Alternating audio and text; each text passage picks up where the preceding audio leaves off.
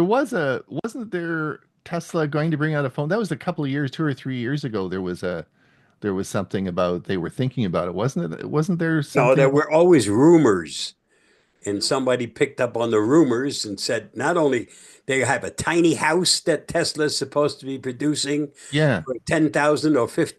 It was originally 10,000. Now the price is up to 15,000.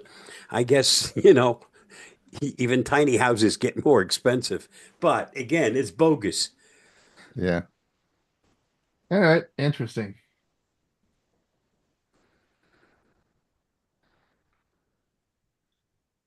So good morning, everyone. Welcome. Everyone's awful quiet this morning. Huey, do you have anything to? How did your Wednesday go yesterday? It went very well, had a good crowd, a lot of good discussion, a lot of interesting topics as usual. I gather them all month long and then uh, put them up, make a list of them, and we got through the whole list yesterday, which is Well, unusual. what was the best article about? What did you think of all of the ones you did? What was the best article? Most of them were about Windows 11 and things that are changing, and we had some good discussions on it. One thing I did find out after it, and I'm going to make a little video on it about Copilot, something that Bill James said is the reason he doesn't use it, and I found out that we were all wrong. So I want to do a little video about it. And I've added an AI section to my website. Oh yeah, that's right. Do you want to show us that? I can. Why don't you show?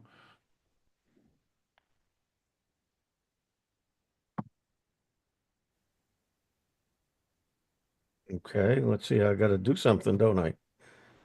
I'll open this.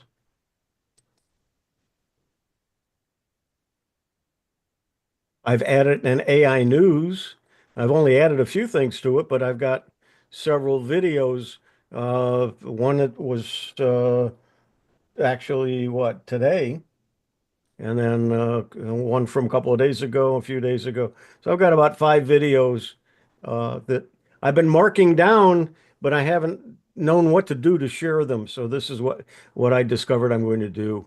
There's just so much new all the time that I want people to be able to look at it without me having to send out a whole bunch of emails and so on. So start checking Huey's AI news on a regular basis. Excellent. Excellent. Good resource. Excellent. Some are fairly long, some are short. Well, not too many of them are short, but I consider 8 or 9 minutes short these days for videos. Well, it looks like the rumor is that the iPhone SE is delayed by a week, but hopefully it will be out on Wednesday. So we'll have something on Thursday to talk about. Yep. So that'll be good. Yeah. So there's a new iPhone coming out. And So, Huey, did you learn about any new Android apps that you're interested in? Yeah, actually, yeah. And you're going to see a couple of Chrome extensions in one of my videos today that you may not be aware of. I'm not sure if you got a use for it, but if you do, they're pretty good. And then I got another video that I think Chris and Jim are going to be interested in. So I got two Cool. things today. Great. We'll be all ears and eyes. That's good. I was hearing just the other day that if you want to make money on YouTube, now we're not particularly into making all that much money, but you want to get your stuff out there. Having money is nice, Yeah. but videos 8 minutes and longer, YouTube likes better than the shorter ones, except for shorts.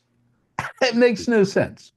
So, but apparently now that they're doing mid-roll ads, if it's longer than 8 minutes or 8 minutes and longer, they can put a mid-roll in there. And so the algorithm likes the longer AdSense videos. Amazing. Hmm. Well, you were talking about the guy that just everything is a lie on his page, but it doesn't matter because he's getting hits and he's Lots of them. monetized. Lots of Yeah. them. Yeah. Yeah. Well, clickbait, it works. We should make a video. We should have a video, Huey, that Windows 10, changing the date on the expiry date to July, July 1st.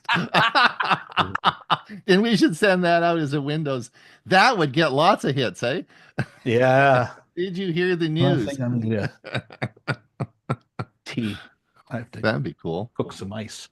That would get lots of views. Well, Windows 12 is going to come out in October to replace Windows 10. Yeah, that'd be another good one, I'm sure. Yeah. So Yeah, That's- comes with a free PC. yeah, that's right. You pay for Windows and get a PC. Exactly. Get a free Elon Musk phone with it. Yeah. Exactly. Well, I was listening to a show this week, and it was talking about the PC business and the sales of PC. And this is a big year for purchasing PCs, not only because of the Windows 11, but because of the pandemic and it was huge sales as everyone ran, all the corporate businesses all bought new machines and ramped up. So it was a massive sale of PCs. Well, those are all leased, and the leases are coming up now. It's a 5 year. So this again is going to be a huge year for PC sales. And that is all going to be compounded by all the new GPUs, CPUs, NPUs, all the PUs that are coming out, which is going to be interesting to see what happens over the next 6 months. There's going to be a lot of sales. Big year.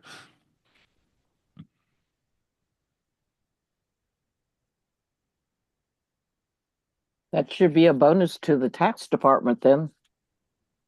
For sure, there'll be lots of yeah, but the big one will be all the corporations having to roll over and get their new machines and which ones they're going to buy and so on and so forth. So be interesting.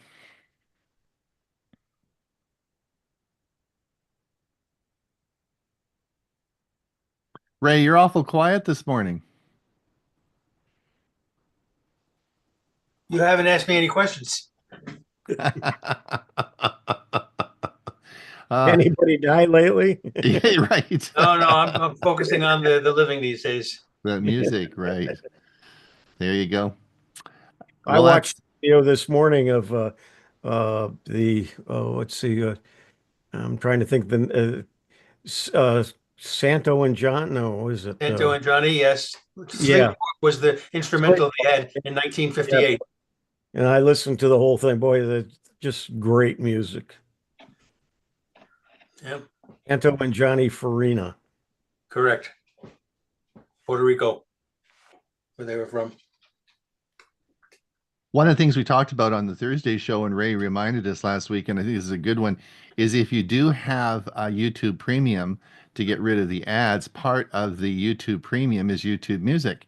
And I'd forgot about that. And oh my gosh, Ray, I've been listening to that on my phone now, and it's amazing. It's an incredible advantage to have that without ads. And I'd forgot that it's a free benefit, not a free, but an included benefit of YouTube Premium, which is something that's you should be aware of. If you are using YouTube Premium, you might as well use it because you're paying for it, right?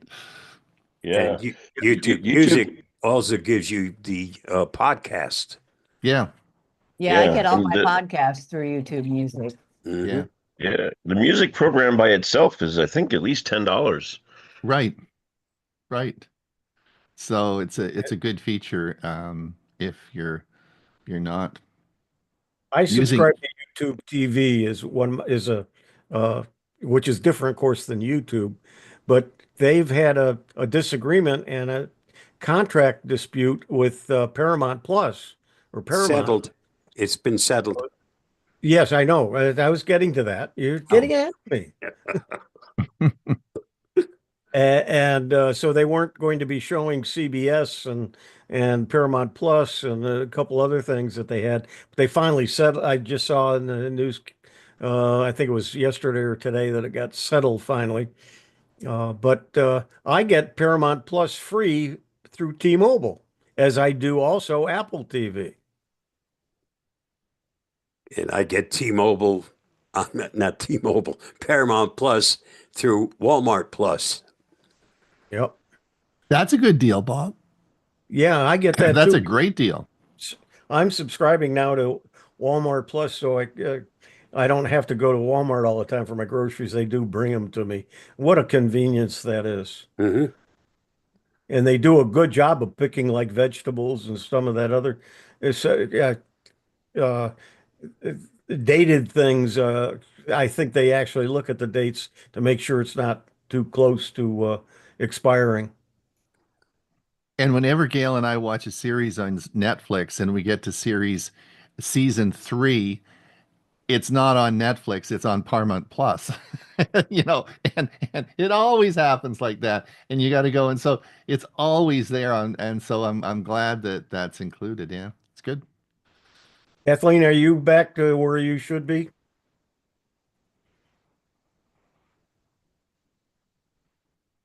No. I don't know what. I've never had this happen. Look at. I know you're on a Mac, but look at the bottom. There should be an icon with a ZM for Zoom. Just click on that and bring that forward, and you should be back watching us.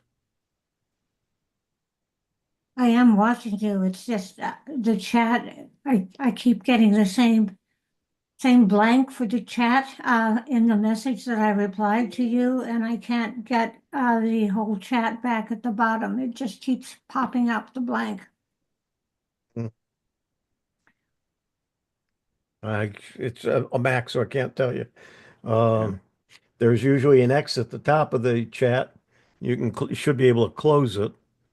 If somebody leaves another chat, it pops up on my screen too, unless I take it and then I actually move it to the side.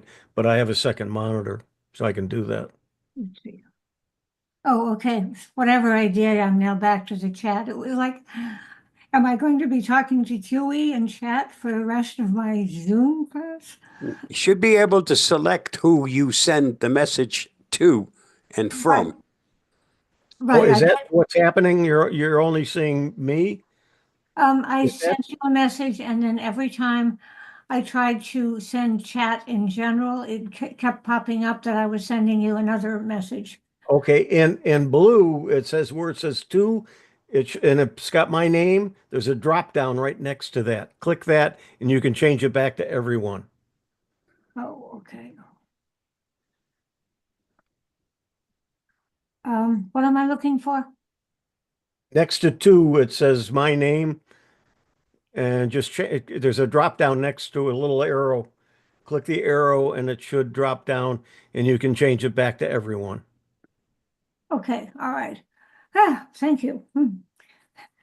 This technology, everything happens and some obscure thing happens and I have no idea what or where, and I can't get rid of it. But thank you all for educating me more.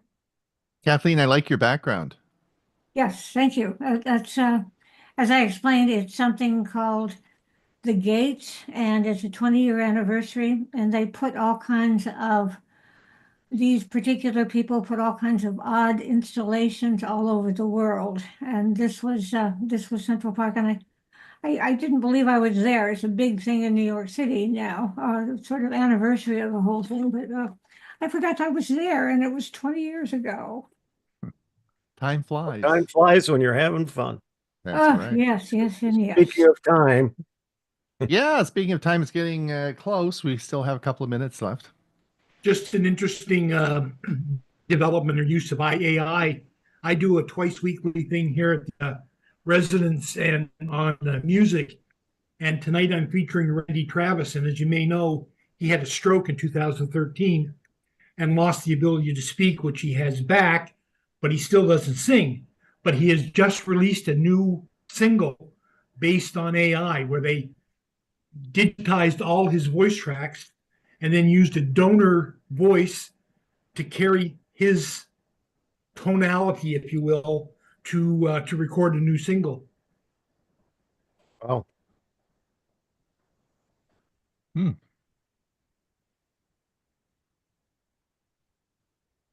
It's amazing some of the things that they're doing, and it's coming or they're showing now that hasn't been released, but they show examples of different types of AI that they're working on. It's just amazing.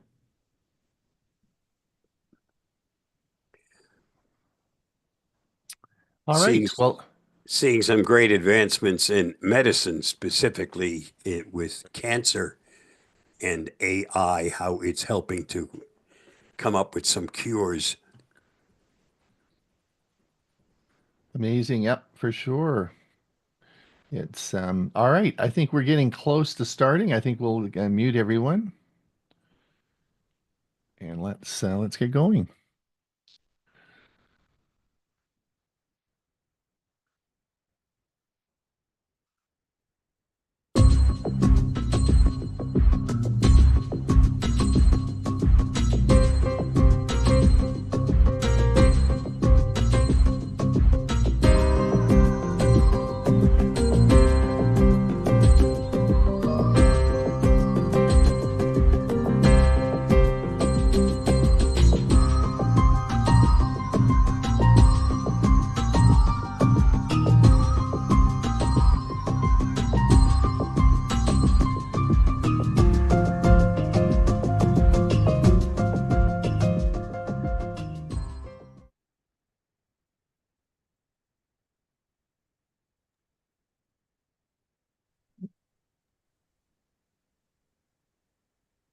There we go. We should have everything done. All right. Good morning, everyone. Welcome. This is Tech for Senior. It is the 17th of February, 2025. Welcome to the show today. We have a great show, lots of interesting things happening, and I think you'll enjoy it. And we do appreciate your time with us today in this next hour and a half. We of course have a great panel today and a group of presenters, which I will be introducing in just a moment. I want to just remind everybody that we do indeed have a Thursday show on Thursday. It's and anyway, we do talk about all the tech news of the week at that time, and it's a lot of fun. And I would encourage you if you haven't seen it, you should maybe pop over. It's not a Zoom meeting, so you don't need any codes or anything like that. You just pop over and you can see it either on our YouTube channel or Facebook or Instagram. Has anyone ever seen our show on Instagram? Anyway, maybe sometime somebody will, but we do broadcast it, we think, on Instagram. So that's sort of cool. Do have, of course, a newsletter that comes out on Saturday, and I have lots of good news about that today as well. We do have all three sponsors secured, paid for, and up to date. And I want to thank again the Glendora Seniors Computer Club in California for sponsoring our newsletter. I want to thank the Geeks on Tour for their continued support and for our newsletter. That's great. Thank you so much, Chris and Jim. And we, of course, look forward to your travels as you move around the world on your new cruise ship. And we want to thank APCUG, which is our new sponsor this year. And they have, and these are all paid up and it's all ready to go. So we have our three sponsors secured for this coming year of our newsletter. Speaking of our newsletter, as a producer of our newsletter, you send it out twice a week and nobody ever says anything. And so, you wonder if you're doing the right thing and if people want something different or you have any comments about it.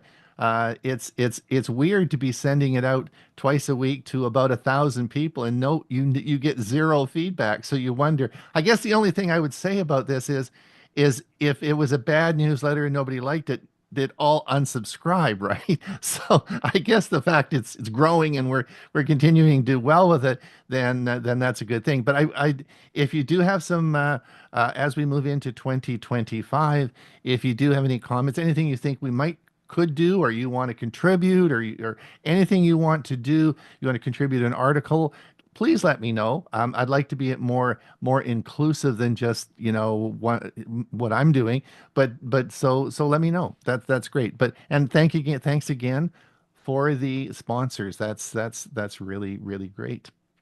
Huey, we talked a little bit about your WinSig. How's that going?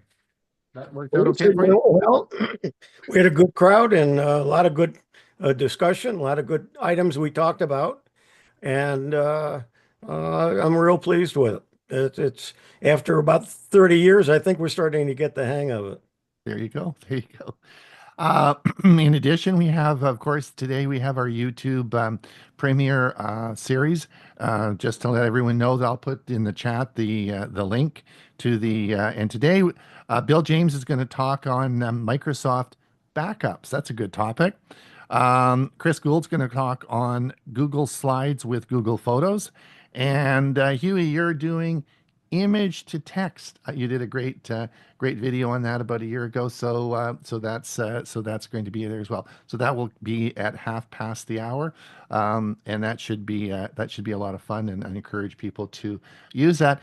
To remind everyone again, if you do have a computer club or you have an organization, we do have the educational series in the newsletter. The playlist is there that lists all the educational videos that we've produced for you, and you can choose any one. They're all ready to go for you to use in any of your clubs.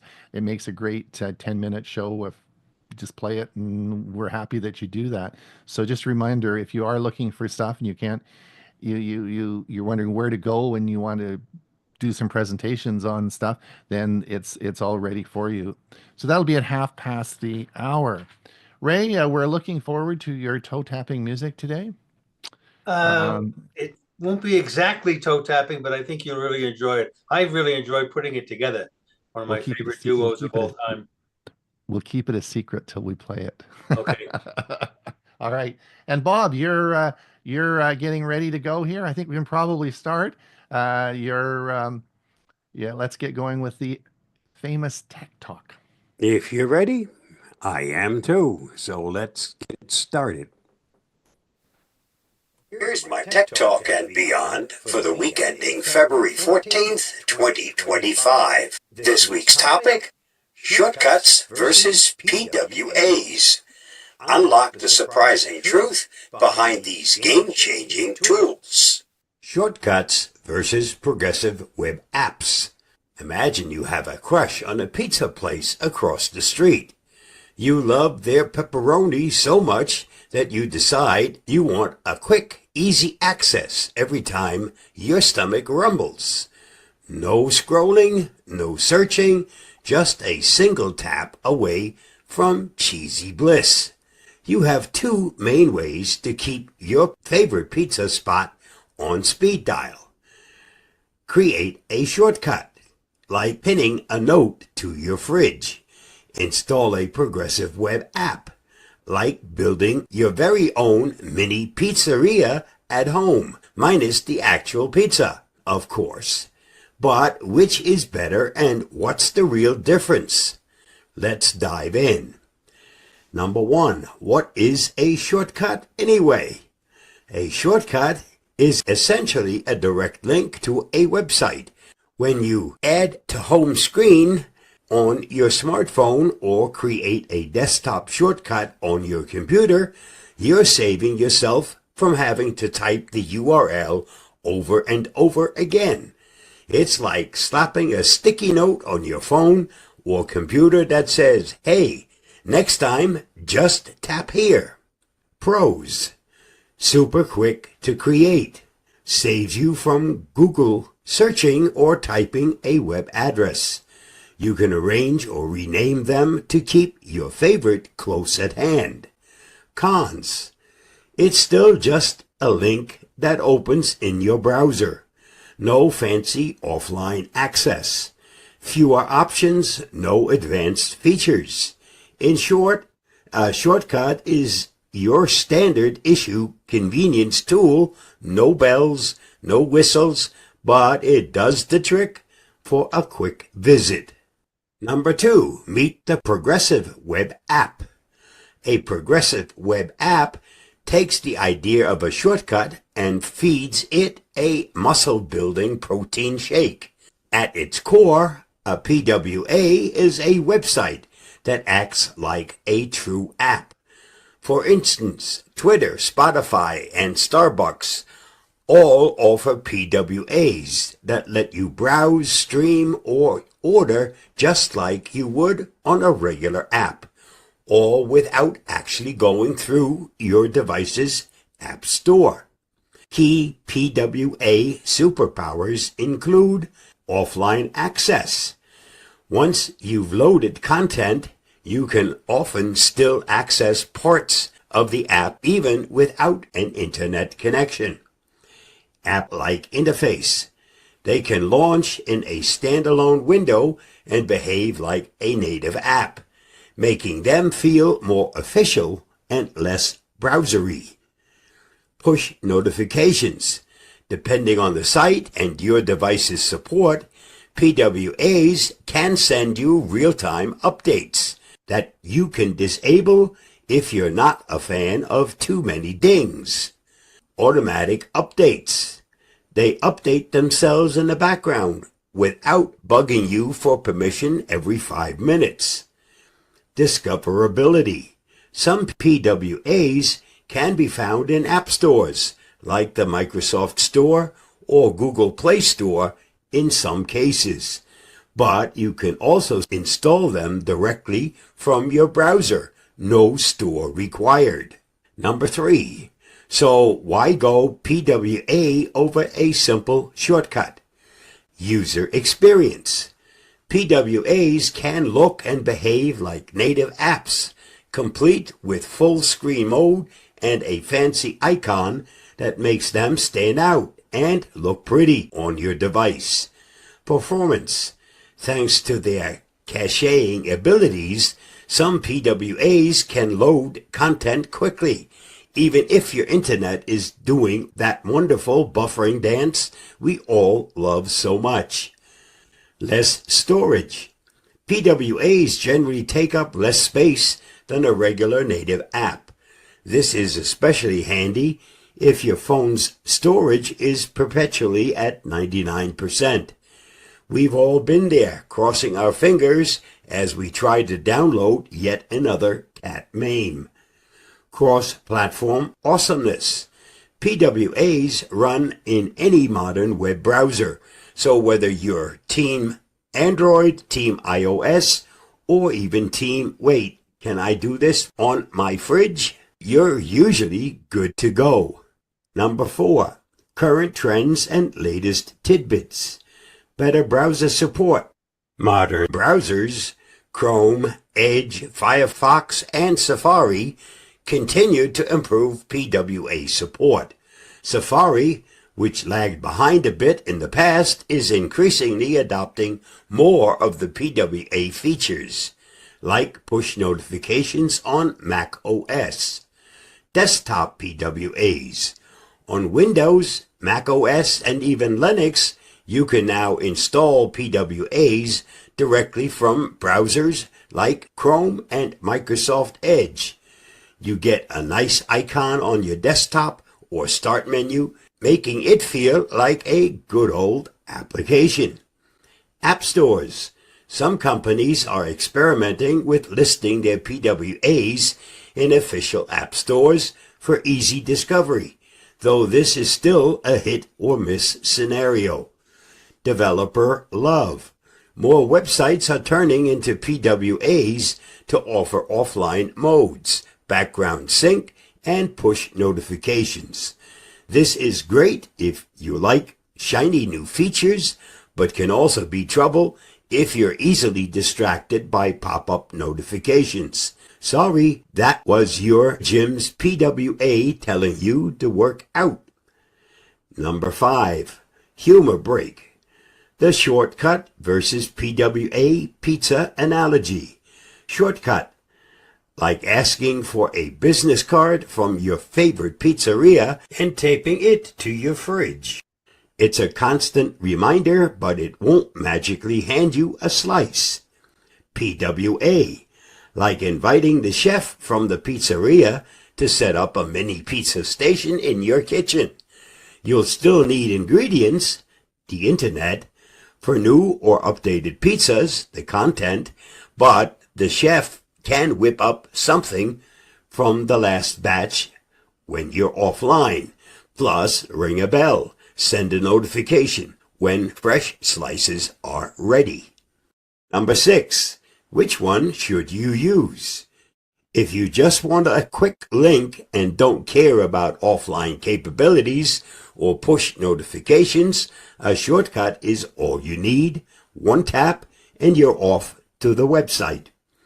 If you want a richer experience, including offline functionality, a more app-like interface, and possibly push notifications, PWA is the way to go. For most web-centric services, like reading articles, using maps, or checking emails, a PWA can be a game changer. But if your needs are minimal, the low-effort shortcut is perfectly fine. Conclusion. Shortcuts are simple and super convenient for immediate access, but progressive web apps open the door to a deeper app-like experience. Think of them as the difference between a sticky note on your fridge, which is the shortcut, and having a mini chef's kitchen right at home. That's the PWA. Each has its place, and it all comes down to how interactive or robust you need your digital chef to be. So go ahead, pin that shortcut to your favorite joke website, but when you're ready to upgrade your pizza game or any other web service you can't live without, install their PWA. Your phone and your taste buds will thank you. Stay safe, stay secure, and bon appetit. You'll find the video used in this week's Tech Talk at the link listed. Did you know? The number 4 is the only number whose English name is the same number of letters as the number it represents. 51% of internet traffic is non-human. 31% is made up of hacking programs, spammers, and malicious phishing. The term computer bug was coined in 1947, when a moth became trapped in a computer relay, causing an error. Donald Duck is such an incredibly popular figure in Swedish culture that they had to outlaw voting for him via write-in ballots as a form of protest vote. Just thought you might want to know. I'd rather attempt to do something great and fail than to attempt to do nothing and succeed. Thanks to Robert H. Schuller. That's a wrap for this week's Tech Talk and Beyond. Stay safe, stay secure, and I'll see you again next week. Bye-bye, and thanks for reading, watching, and listening. Thanks, Bob. Excellent, excellent, very clear, great talk on PWAs. I really was very clear, and I really understand it much better now. So thanks for doing that. My pleasure. Yes, I'm sure there'll be lots of questions about that, but it was really very well done. Not so much on the end on your mic as we talked about. Yeah, well, we talked about that before. But it was good. It was a really good video. Thanks for doing that. All right, Chris, I'm going to play Chris Gould's video here. Let's see what Chris has to say today.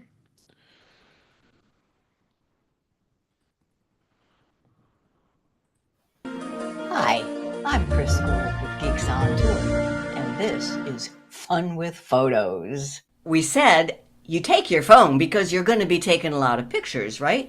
Here we are on this dive boat with 12 other divers, and everybody's taking pictures. Somebody takes a picture of us. We say, ooh, I want that.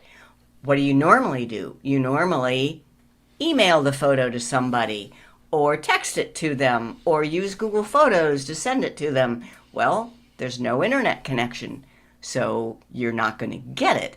There are ways to go straight from one phone to another phone. The Apple uses something called AirDrop. How about let's take a selfie first. I'm not ready for this. I don't care. How's my hair? So we're going to take a selfie. Okay. This is my new iPhone. I just took the photo on the new iPhone. This is my old iPhone. I want to transfer the photo from one to another. Let me show you how that works. It's called AirDrop. Notice I am in airplane mode. I do not have an internet connection. The photo cannot go up to the cloud and down to the other phone. It has to go direct from phone to phone. Here's how you do it. Open the photo with whatever app you use. I use Google Photos. And here is the photo I just took. I want to share that. I want to send it to this phone. I tap share and then share to, and there is AirDrop. Now notice the only thing that shows up is my iPad, which is also in this same room, but that's not where I want to send it. I want to send it to this little iPhone. So what's wrong? The receiving person must set their AirDrop settings to receive. It's in settings and general. You can tell it, I will receive anytime from somebody who's in my contacts for 10 minutes. So this is what we did on board the boat. Everybody had an iPhone. We were the only ones that had Android. And they were just sharing photos back and forth. But I had to help a few of them to turn on their setting to accept. So everyone for 10 minutes. Notice right away, Chris's iPhone appears. I tap it. And voila, it's there. It's just amazing. AirDrop is amazing. It works wonderfully. Everybody on the boat with iPhones were able to share photos with one another, even though we were in a total dead zone when it came to internet. So AirDrop is wonderful. Now there is a way to do this with Androids. It's not quite as dependable. So here is my Samsung. Every day when they cleaned our rooms, they made a little towel character. So here was a towel character, and I put my iPad in front of him and put my glasses on. I think that's so cute. And I think Jim's phone should have that photo. I open the photo on my phone. I tap share, and then it's called quick share. I tap quick share, and hopefully I will see Jim show up. Share to contacts. It has the same kind of settings. I will go to settings and search settings for quick share. Who can share with you? No one. That's not going to work. So you have to go into the quick share settings on the receiving phone and turn it on so that at least contacts or everyone for only 10 minutes. Now, immediately on my phone, Jim's Pixel phone shows up. I tap it. One image is immediately been sent from this phone to this phone. He has to accept. And it has been put in his downloads folder, and I can view it using Google Photos. But it has been put in his downloads folder. So you need to have Google Photos looking at the downloads folder for it to show up. Hey, thanks for watching this episode of our podcast, Fun with Photos.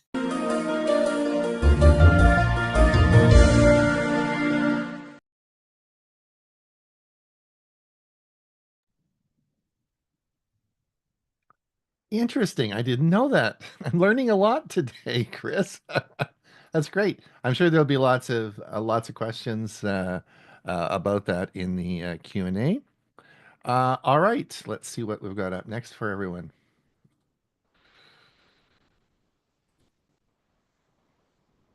I'm writing this note in Gmail to let my viewers know that I'm finishing off this video on AI productivity, but I'm not a very good writer, so I'm using the AI tool in Gmail to be more productive and get this done quicker. I'm Ron Brown with Tech for Senior. This is episode 4, Being More Productive with AI Tools. Let's have a quick look at all the things AI can do to make you more productive. Technology is moving fast, but AI can make your life easier, not harder. In this video, I'll show you how AI can help seniors be more productive in daily tasks, whether it's managing schedules, handling emails, or even getting help with health and finances. So let's dive in and see how this goes. AI, your smart assistant in daily life. AI, or artificial intelligence, is like a digital assistant that learns and adapts to help you. It powers tools like voice assistants, smart calendars, and even apps that help with reminders and shopping lists. You don't need to be a tech expert. These tools are designed to be simple and helpful. AI tools that can help you with everyday tasks. Let's look at a few AI-powered tools that can make everyday tasks even easier. Voice assistants like Miss A or Miss G or Siri. Ask questions, seek reminders, or even control smart home devices just by speaking. AI-powered calendar apps. Google Calendar, Microsoft Calendar. Get automatic reminders, schedule meetings, or even have AI suggest the best time for your activities, or even keep track of doctor's appointments. That's a big one. AI note-taking, turn speech into text easily. AI note-taking apps turn speech into text, organize notes, and recall important information easily using OneNote or Google Keep. AI can help you stay healthy. AI isn't just for productivity, it can also help keep you healthy. Medication reminders, MediSafe or Miss G.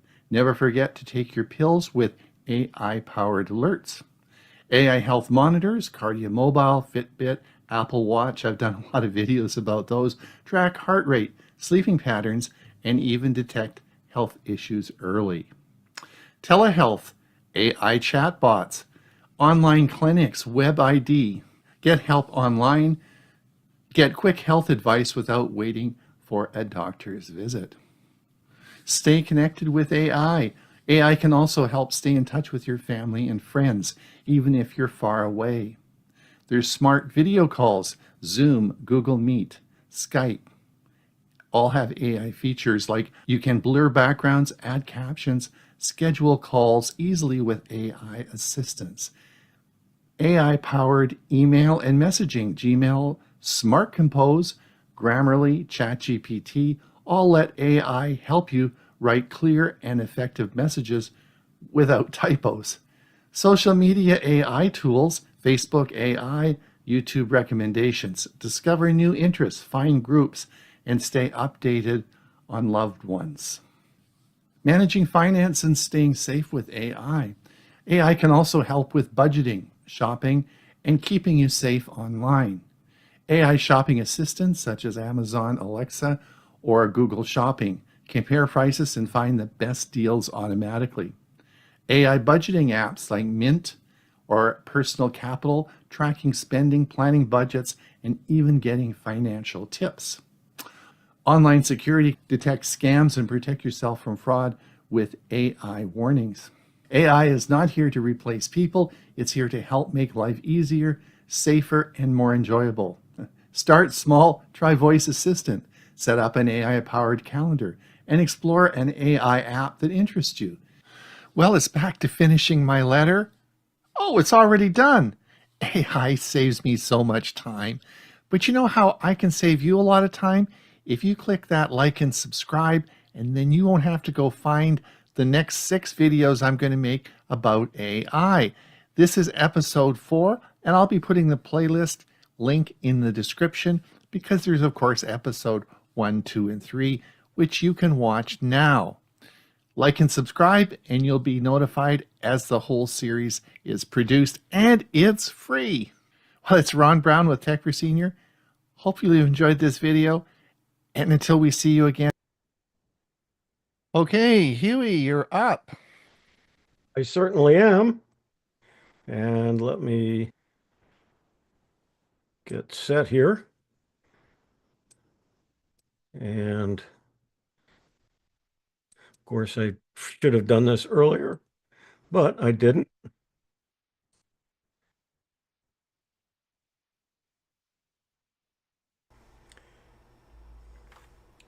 Effortlessly discover and download web images using Chrome extensions for effortlessly discovering and downloading images from any web page. I'm Huey Poplock. First, we're going to talk about ImageEye, the easiest way to find and download all the images on a web page. All you have to do is add the extension and start downloading. Let's look at a page of images on seniors.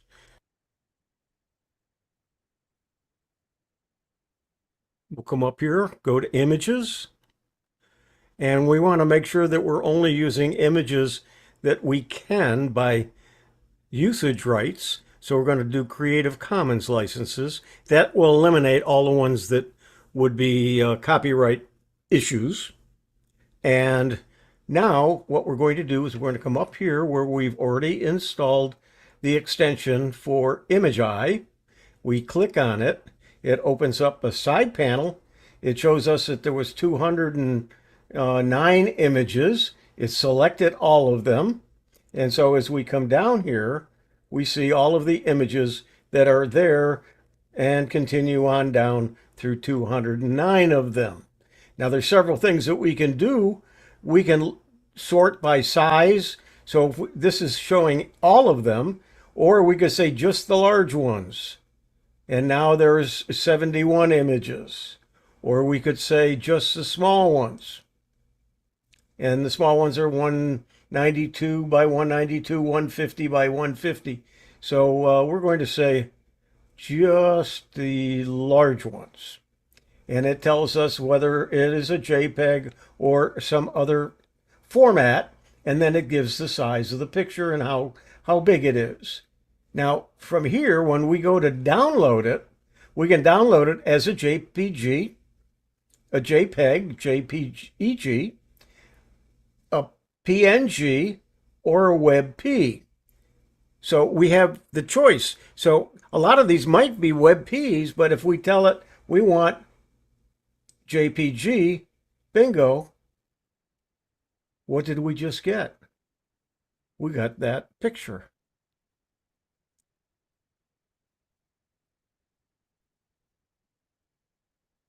Because that picture was the one we were pointing to, which is this one right here. Okay, so we can sort by size. We can set it by so many pixels by so many pixels. And now we can also go by type. We can show all the pictures, or just JPGs, or just PNGs, or just WebP. So there's a WebP file here. And if we wanted to download that, we can, by doing it, we can just say, make it a JPEG or a PNG. And when we click it, it downloads it. And now it saves it as a PNG without us having to download it and then convert it. So if we want to then open it, there it is, and it is a PNG file. So now we can also look at layout. Do we want it wide? Yeah, they're all wide. So right now we're only looking at one image. Let's go back to all of them, and we can look at the layouts. We got 51 that are wide, but there's a total of 71, so there's some that aren't wide. We can also go by a URL, so we can put in a URL name and we can tell it to clear. And there's a couple other things that we can do. One is there are some settings. You can display in a side panel or not have it in the side panel. Specify download options, where you want it to go or what you want it to do. Don't show many files warning, and search all frames, including advanced and social. And then you can save, and there's also a shortcut, Control-Shift-Y. And then also, if we want, we can select an area. Now it's going to be small because it's a large screen right here, but we can also copy it. We have it down here. It's 248 by 182, would be small, but we could save it right now at that size, or we could have made it bigger and then did a screen capture. So you're doing a screen capture if you wish, instead of just downloading it. I'm not sure why you would want to do that, because you'd want the image to be as good as you can get, and that would be downloading it. So that's Image Eye from doing a search on pictures. Save image as type. This is another extension that I've added to my system. This is another extension for Chrome called Save Image as Type. And I've already installed it. It's here, but I don't have to touch anything at the top. What I want to do here is, let's take a look, as if we were going to save the image as, we're going to see that it's a WEBP or WebP. Not all programs will recognize a WEBP. So what we're going to do is right mouse click this time, and because we've installed the extension, we now have a choice, Save Image as Type, and we can choose either JPEG, PNG, or a WebP. So if we say save it as a JPEG, and then it wants to know where we want it, we'll go ahead and do this. We'll save it, and then open it, and it is a JPEG. We didn't have to download it and convert it. So that's another extension I've added to do things quickly and easily. Now, if you are on a Mac, or if you wish to install a program on a PC or a Mac to do about the same thing, you want to get ImageGet. It's a one-click download all images. As you can see, it does several things, and it's a free download. However, it's not free, but it's not expensive either. If you want to try it for 1 month, it's $5. If you want to try it for a whole year, it's $20. And if you want a lifetime plan, it's $30. Image Eye. Intuitive interface for all users. Easy discovery. Quickly locate images on any web page. Robust features. Filter based on dimensions, URL, and more. Bulk downloading.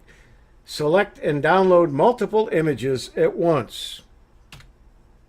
Enhance productivity and efficiency. Quick access. Access diverse images without manual searches. Seamless experience. Efficient image downloading experience. And visual possibilities. Unlock a world of visual resources.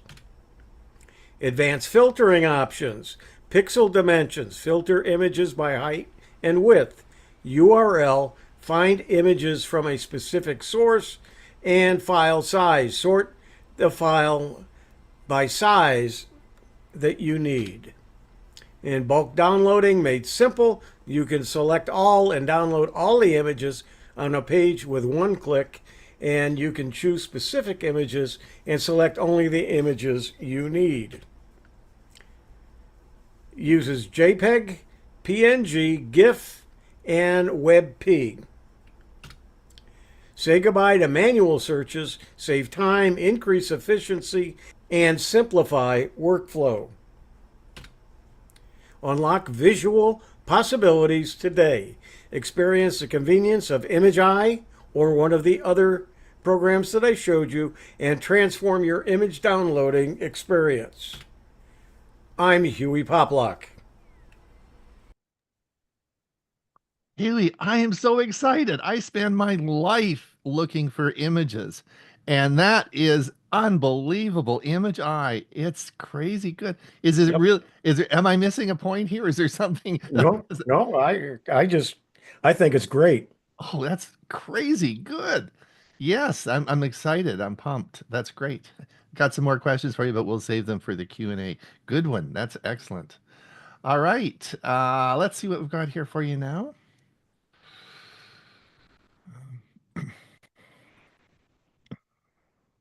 Staying safe while browsing the internet can be an undaunting task. Today, we're going to enlist AI. Yes, the power of AI to help keep us safe. Google's done that by incorporating this into what we're going to call enhanced protection mode in your Chrome browser. Let me explain how this is going to work and how it's going to keep you safe and how we're going to take all that energy and AI now and put it to work for us. I'm Ron Brown with Tech for Senior, where we help seniors understand technology and stay safe on the internet. In this video today, I'm going to talk about Google Safe Browsing and how the enhanced protection mode of safe browsing is something you should turn on right now, and I'm going to show you how to do that in 3 easy steps. Google Safe Browsing helps keep you safe while you surf the web by identifying phishing, malware scams, and other online threats in real time. Launched in 2005, it's used by Chrome and many other popular browsers to search the web to keep 5 billion devices safe and help you stay one step ahead of the cyber criminals. In 2020, Google launched the enhanced protection mode of safe browsing in Chrome to better address the increasing sophisticated threats people face online. And now more than 1 billion, 1 billion Chrome users are using this mode, making them twice as safe from phishing and other scams when compared to just the standard safe browsing. So let's have a closer look at this enhanced protection mode and how it works to keep out the dangers online. Safe browsing enhanced protection models can identify URLs designed to look similar to trusted domains. Additionally, suspicious pages are compared to known attack patterns to identify potential risks. These systems would warn you that the page is attempting to look like a trusted package delivering a page on a URL or a site not associated with the actual delivery company. Enhanced protection does more than just keep you safe as you browse the sites. It also uses advanced AI and machine learning techniques to protect you from dangerous downloads. With enhanced protection enabled, safe browsing runs more than 300,000 deep scans of suspicious files against advanced scanners every month to help to find new forms of malware that haven't been seen before. Enhanced protection can even help protect you from new threats hidden in encrypted archives. Enhanced protection mode also protects your privacy. Your data, including URLs, page content, files, and more, is anonymized whenever possible. It's used only for security purposes and retained as long as necessary. Turning on enhanced protection doesn't just improve security for you, but also for everybody on the web. Once it detects a page or download as malicious, that information can protect all future users who visit those sites. So let's have a look in 3 easy steps how you turn this on in your Chrome browser. All right, let's look at the 3 steps you need to do to make sure this enhanced feature is turned on. So the first thing you need to do is be in your Chrome browser, as I am here, and you'll see we're going to come up to the top right-hand corner, and these 3 little dots, I want you to click this, and now we're going to come down here to the bottom and click Settings. And this is going to bring up this menu. So the second thing we have to do is come over to the Settings menu, and we're going to click here, and we're going to come down to Privacy and Security. So this is on the left-hand side, and we're going to click this, and now we're going to be in our privacy and security settings. Now I want you to come down here to Security, right at the bottom here, Security, and we're going to click this, and it's going to open up, and you'll see, and this says Enhanced Protection, and this is what you need to tick off. You have to make sure this little button here is ticked off. Once you do that, there is no save. You don't have to save it at all. It will just be saved, and you'll be good to go.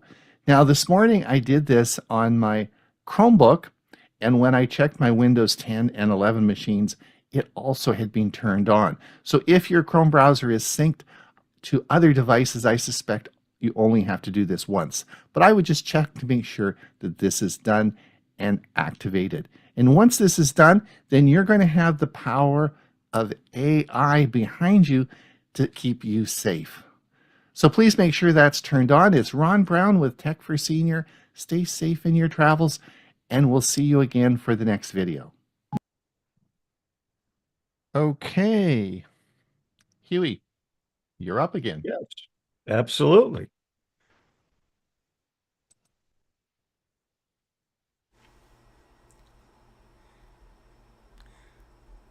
Leo Labs Visualization Tool, a window to Leo. We're looking into Leo Labs' innovative tool. It offers an interactive glimpse into the bustling world of low Earth orbit, or LEO. Discover satellites, debris, and more in real time. It's an exciting and insightful look at our planet's surroundings. I'm Huey Poplock. This is part of the series of Website of the Week. This is number 24, Leo Labs Visualization Tool. Understanding low Earth orbit, or LEO. The LEO region extends up to 2,000 kilometers, or 1,200 miles from the Earth. It's home to the ISS, the communication satellites, and debris. And it's a crowded space. Understanding LEO is crucial for space activities. The insightful website by Leo Labs, it helps us visualize what's happening in space around our planet. This tool is called Low Earth Orbit Visualization Tool. It offers an interactive way to view satellites, space debris, and other objects orbiting the Earth. This is what the tool looks like. You'll notice there's some settings that you can have. You can show debris, which we're not showing right now. I will show you a picture of that just in moments. And the beams are the items that are here, and I'm not quite sure what that shows.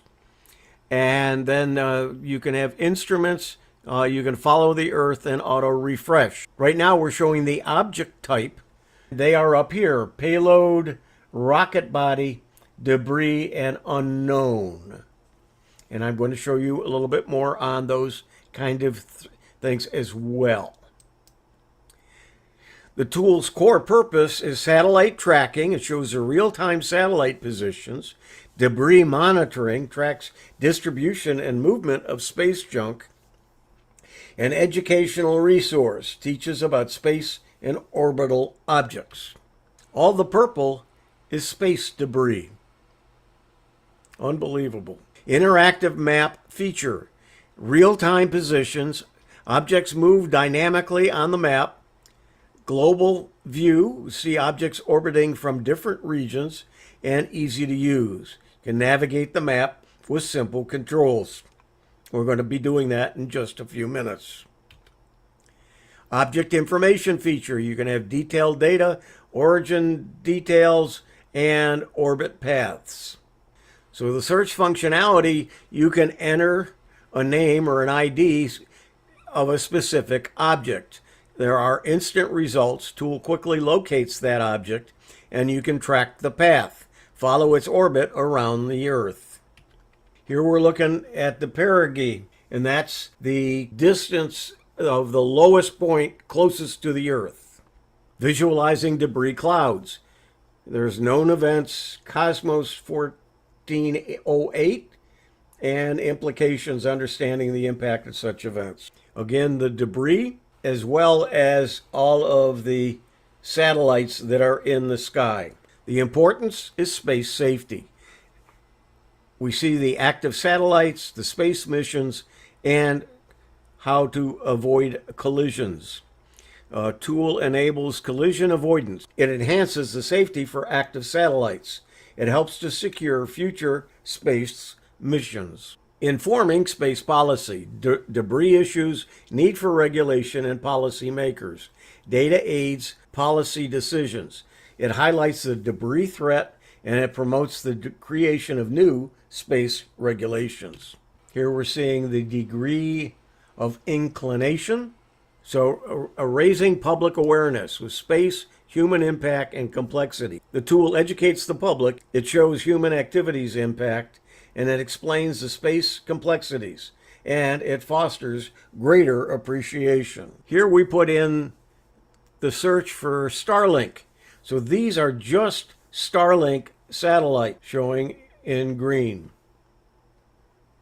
Now we're showing the actual video of what you're going to see when you go to the website. You can, right now we're looking at Starlink. That's with the debris. And we'll turn the debris off so you can see where the satellites are. So if you're using Starlink, you have an idea of where the different satellites are located. If you know the satellite you're interested in, you can actually find one and then track a particular satellite. But you can see how much across even Florida, how many satellites are in the area on a regular basis. Now let's go over to the West Coast, and you can see all of the satellites in that area. These are the Starlink satellites now, not other satellites. This is just Starlink. And now let's take a look at the rest of the world where Starlink is. As we move the globe around, we can see where the satellites are mostly located. You can see the oceans are well covered, but the very northern and very southern tips of the Earth are not covered extensively, but there's still satellites that are crossing those paths. So if you're living on a ship on a regular basis, you'll know what areas are going to be well covered by Starlink and which ones you may have some issues in getting reception. So you can do this with the website as you wish.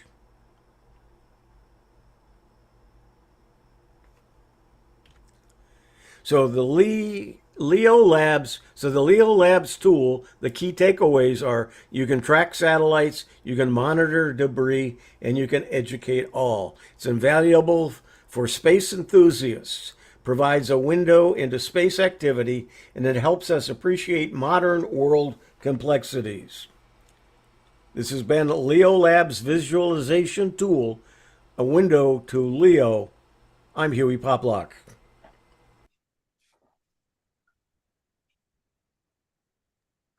There you go. Space junk. Wow, that's amazing, eh? Yeah, and noticed my reference to living on a ship, Chris and Jim. You can see where the satellites are and how dense it is or non-dense where you are. So it might be a good thing to follow. Yeah, real cool. Thanks, Huey. That very two great shows. Thanks for doing that. They're really very interesting. All right. Before we this is the time in the show where we say goodbye to our YouTube channel. Thank you so much for those people over there watching today. If you want to participate in the Q&A, just pop over to our Zoom meeting and we'll let you in and you can participate in. I think there's going to be lots of questions. These are some excellent presentations today. Thanks so much for doing it. And don't forget that we have at 1:30 our Premier Education series, which of course we've talked about earlier. So let me just hit the button here and make sure I hit the right